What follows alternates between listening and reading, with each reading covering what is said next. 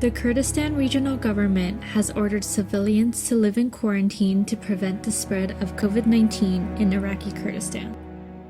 As families live under quarantine, the Turkish military bombs villages in Iraqi Kurdistan. Villagers are now facing both the threat of COVID-19 and Turkey's cross-border bombings.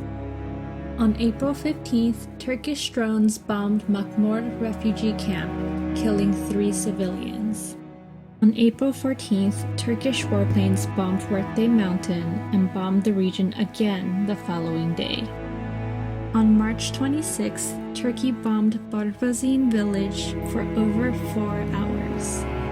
Turkey's cross-border bombings have caused death, injury, and mass displacement to families in Iraqi Kurdistan for 30 years.